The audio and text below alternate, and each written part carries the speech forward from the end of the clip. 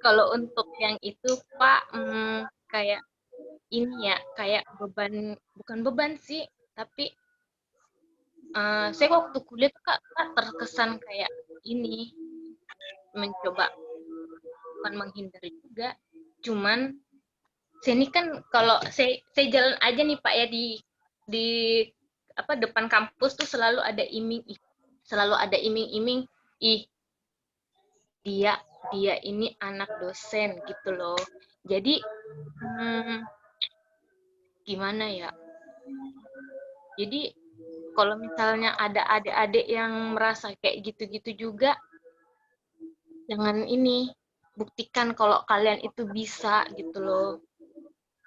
Terus kalau untuk pengalaman belajarnya sih, uh, ini ya, saya tidak terlalu gimana-gimana juga, karena saya orang tipikalnya belajar sendiri. Terus untuk pelajaran-pelajarannya juga baru semua, jadi harus belajar, harus mencari tahu, tapi cari taunya jangan di kayak di blogspot, cari taunya yang benar-benar di website jurnal-jurnal yang artikelnya itu apa ada evidence base-nya gitu.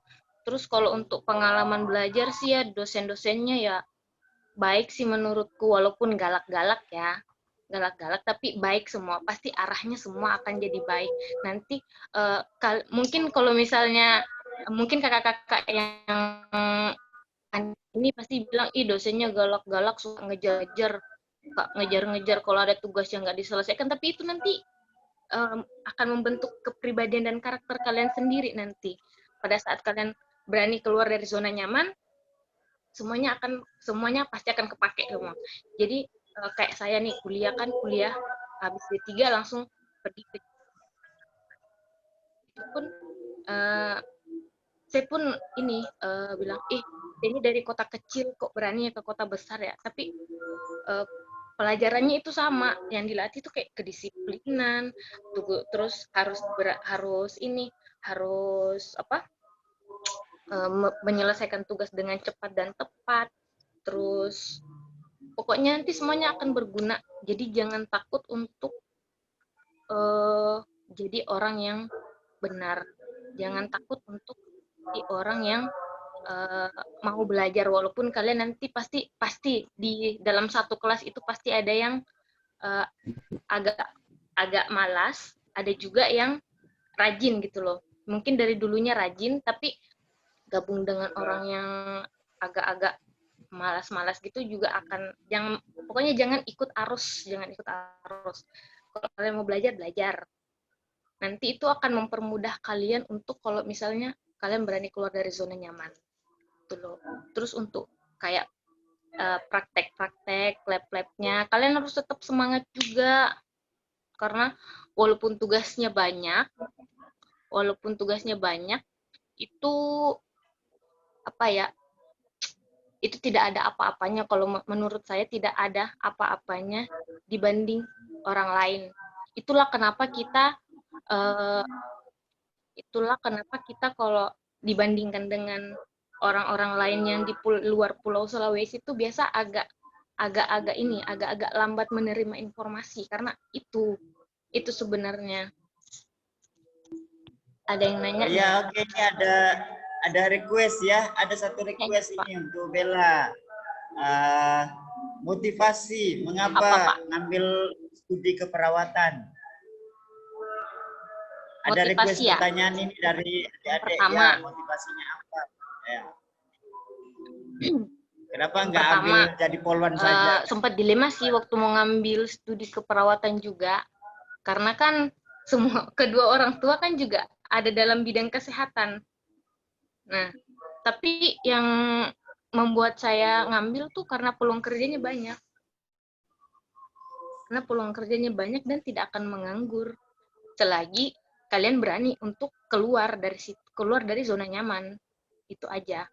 Terus kalau mungkin ya dari SMA kan saya sudah juga kayak kayak ngambil job. Kalau kan SMA negeri kan libur kan pas puasa. Terus itu saya dikasih tahu, kau mau ndak ngambil job ini ngetik-ngetik KTI lah, minim ngetik-ngetik KTI. Nah itu saya jalanin selama 3 tahun. Jadi saya udah baca askep dari pendahuluan, tinjauan pustaka, dari askepnya, dari 11 pola Gordon. Curhat Jadi bantu selama Bapak 3 ya, tahun Bella. itu dan selama sebulan full itu curhat nih Kak Baria ya, job dulu ya. Curhat ya Kak. Terus job-job dulu, jadi waktu disuruh memilih, oh ya sudah nggak ada salahnya karena sudah terbiasa dengan hal-hal yang kayak begitu. Ya. Ya walaupun dulunya bukan jiwa perawat, tapi sekarang sudah berubah jadi jiwa perawat juga. Jadi motivasinya gara-gara Itu itu sih yang ya. membuat motivasi yang paling itu Kak, paling cepat dapat kerja dan peluangnya banyak. Itu aja. Ya, oke, terima kasih Bella. Jadi itu ya motivasi untuk cepat dapat kerja. Karena memang kuliah di Akbar Fatimah Parepare itu memang sasaran utama adalah memasuki dunia kerja. Ya mungkin ada teman-teman atau adik-adik lain yang mau bertanya, jangan malu-malu ya. Ini sama Kak Bella ini sudah siap untuk menjawab berbagai pertanyaan. Ayo silakan, ada yang mau kepoin?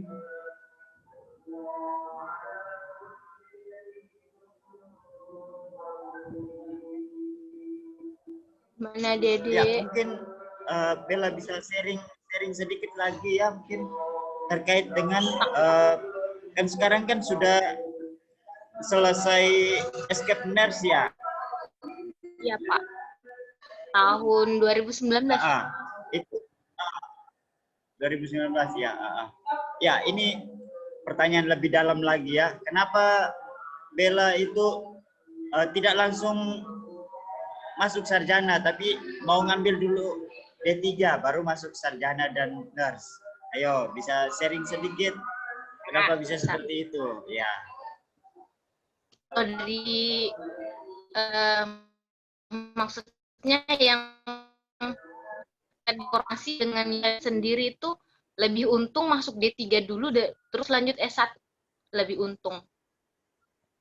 Apalagi kalau misalnya D3-nya diambil di Akbar Fatimah, karena kan saya melanjutkan juga kan ke sekolah yang yayasan Katolik juga. Jadi sistemnya itu hampir sama.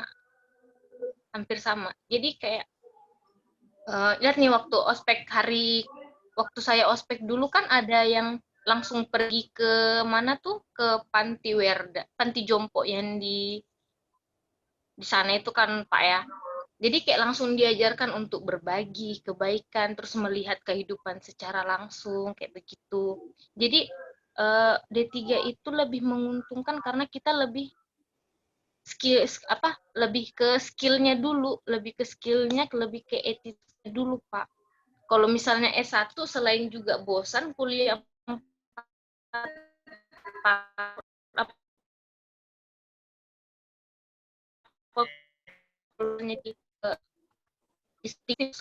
itu pasti bosan.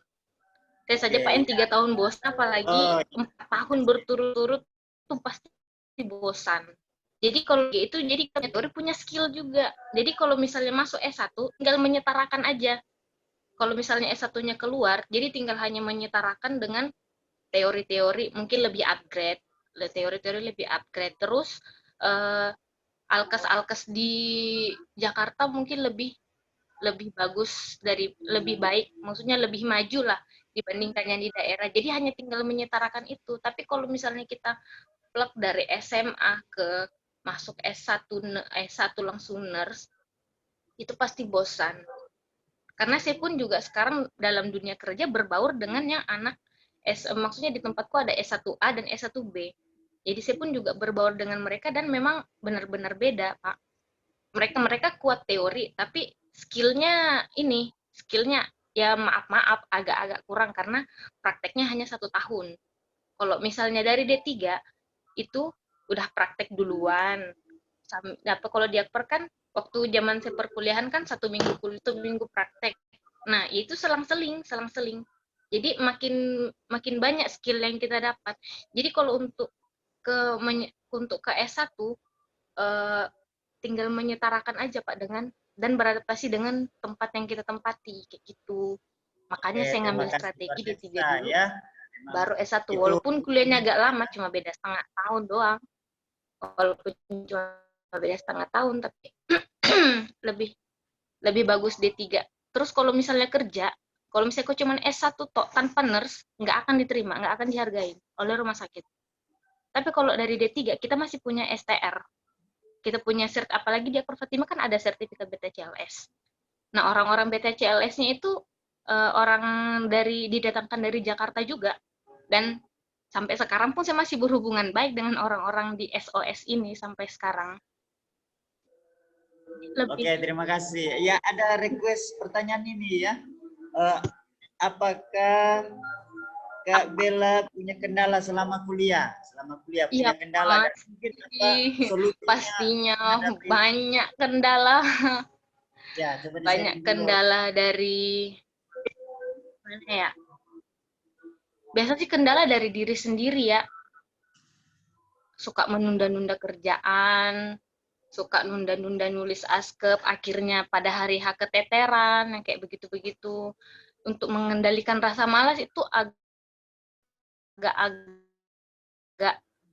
untuk diri sendiri. Tapi kalau untuk dari luar sih, kalau untuk kalau mau habis dinas kan harus ada target tuh, nanti dikasih tuh kalau kuliah tuh ada target yang kayak di buku kecil yang harus ditandatangani sama si air ruangan.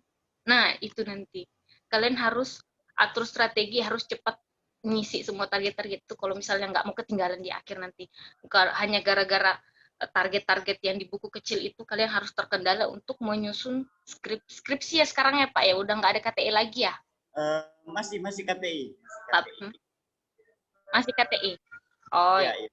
Nanti akan terkendala karena harus memenuhi semua persyaratan laporan OK. Kalian harus, pokoknya kemarin saya itu atur target pas libur, saya langsung kontak orang kepala CID OK, CID di mana lagi tuh, di kamar bersalin, supaya kalau misalnya ada operasi atau ibu bersalin, saya langsung dipanggil supaya laporan saya cepat selesai, biar cepat selesai kuliah juga. Jadi nggak terkendala. Jadi waktu kita nggak terbuang-buang gitu.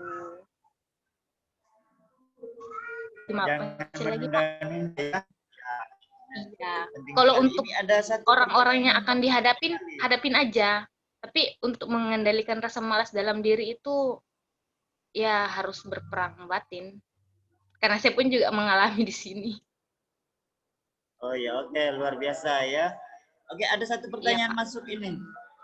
Apa pernah dikasih hafalan banyak pada saat kuliah di Akbar? Wah, ini pertanyaan serius. Hafalan banyak pernah saat banyak Akbar. Sama dosennya pernah ya? hafalan dari Bidan Agus, hafalan dari Suster Leni itu paling parahnya itu tulang dan otot. Itu yang paling banyak. Tulang dan otot yang paling banyak harus dihafal. Tapi kalau misalnya saya baru juga sadar sekarang ya Pak, baru pas saat kuliah di sini, karena kalau nggak hafal memang benar-benar kita tuh di hadapan teman-teman tuh bodoh Pak. Jadi harus, walaupun nggak hafal semua, tapi setidaknya bacalah setiap hari. Pasti ada yang nempel gitu. Ya. Jadi kalian kalau misalnya ini mau keluar, belajar baik-baik. Karena asalkan kalian tahu di Jakarta itu Akbar Fatimah terkenal. Sampai saya kerja pun kalau ditanya, kamu D3 dari mana? Dari Akbar Fatimah. Oh yang itu ya, SPK Fatimah yang ini ya. Terkenal semua orang-orangnya. Jadi jangan, kalian tidak salah memilih Akbar Fatimah. Karena itu terkenal. Waktu saya kuliah, dosen-dosen tahu Akbar Fatimah itu di mana, dan pada saat saya kerja, orang-orang tahu Akbar Fatimah itu di mana, dan memang terkenal.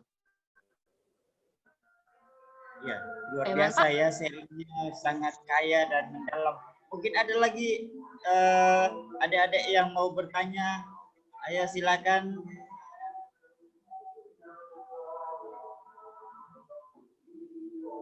Menanya ya, apa? Mungkin bisa lagi pengalaman waktu praktik di rumah sakit. Ada banyak tantangan barangkali di rumah sakit. bertemu dengan senior-senior sama dari berbagai, mungkin ada mahasiswa dari tempat lain mungkin ketemu di tempat praktek. Bagaimana tantangan ketika menjalani praktik di rumah sakit waktu masih Yang D3 ya Pak ya? Ya. Masih D3 ya, tantangannya paling ini sih, kalau misalnya mau menghadap ke itu apa, CI itu agak-agak deg-degan ya, karena harus atur jadwal mereka, karena mereka juga harus mengerjakan asuhan keperawatan mereka di ruang kerja, habis itu mengoreksi kasus. Jadi untuk itu kerjain aja sih dan hadapin aja. Orang-orangnya ini kok baik-baik semua. Yang penting kita tahu apa yang kita tulis. Walaupun aspek kita dikit, yang penting kita tahu dan kita kuasain, pasti beres. Gitu. Terus kalau untuk ada satu lagi. ke apanya tadi Pak ya? Kayak tabrakan-tabrakan gitu ya, paling inilah kalau sama senior-senior. Biasa kalau misalnya ayah adik-adik menyingkir dulu, mendahulukan yang senior, terus adiknya nyusul, paling korban waktu, jangan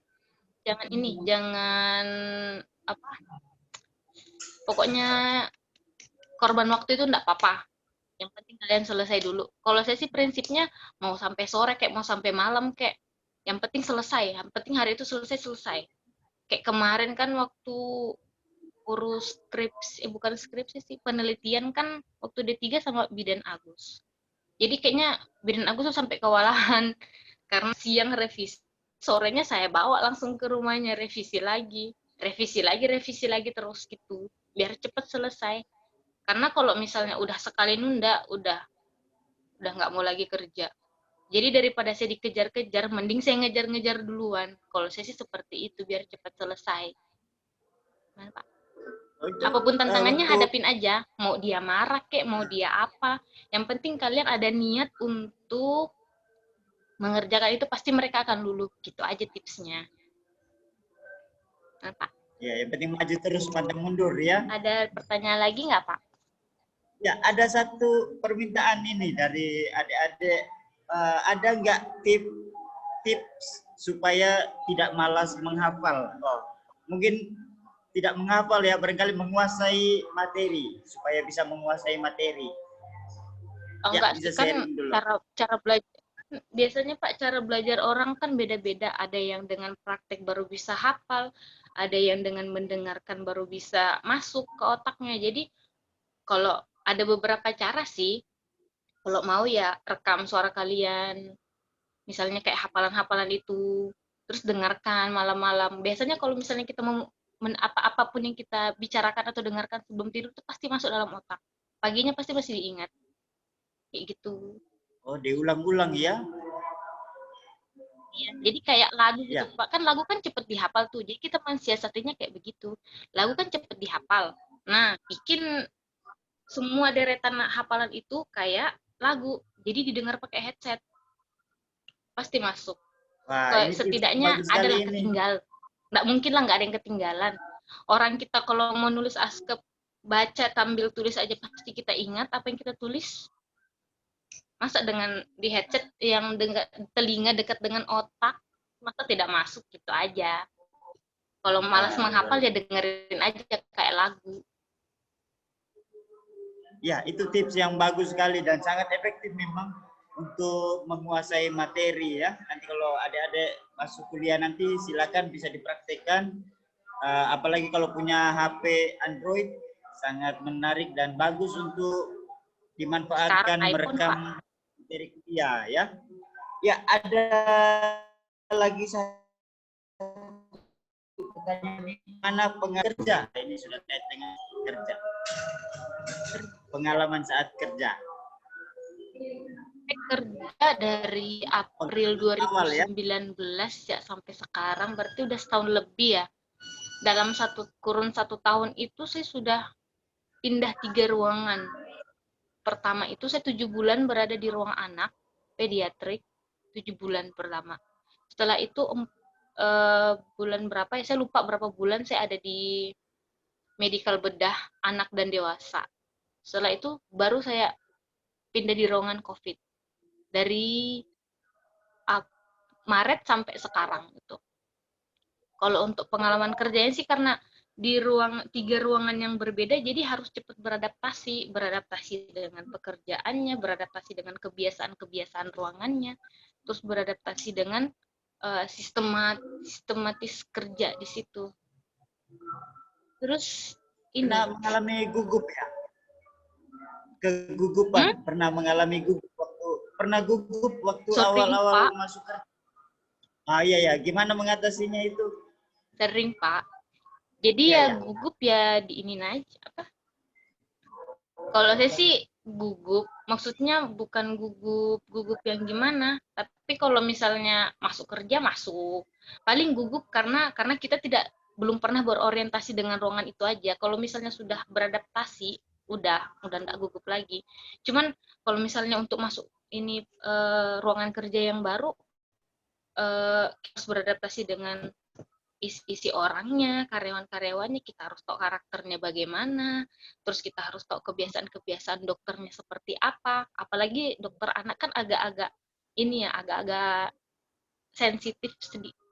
sensitif ya, karena berhubungan dengan anak, karena rentan, usia-usia seperti itu rentan.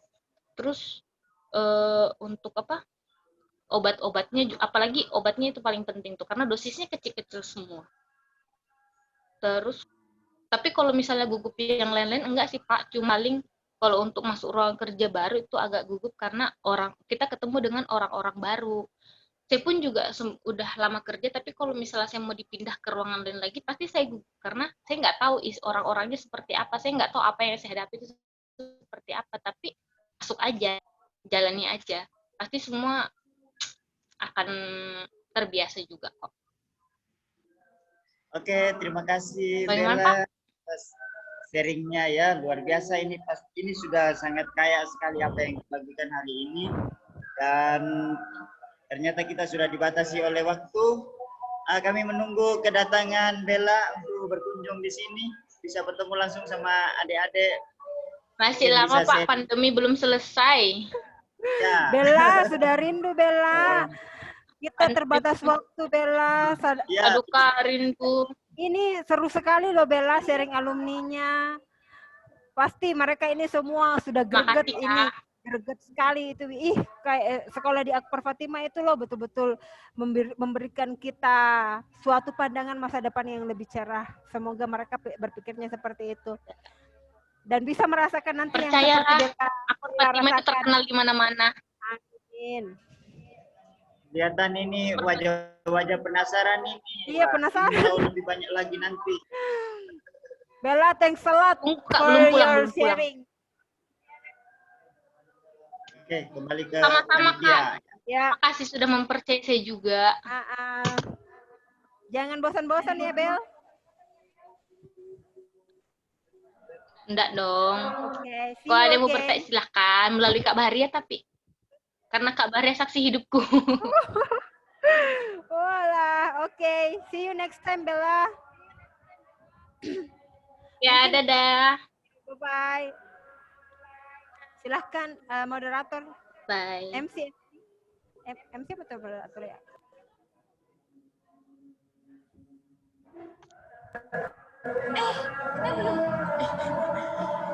Terima kasih kepada Saudari Dewi Karmela sebagai moderator dan Nurse Gabriela Delvi Natalie Escape atas pemaparan materinya. Baik, sekarang waktunya Isoma dan diharapkan untuk kembali ke link yang sama pada jam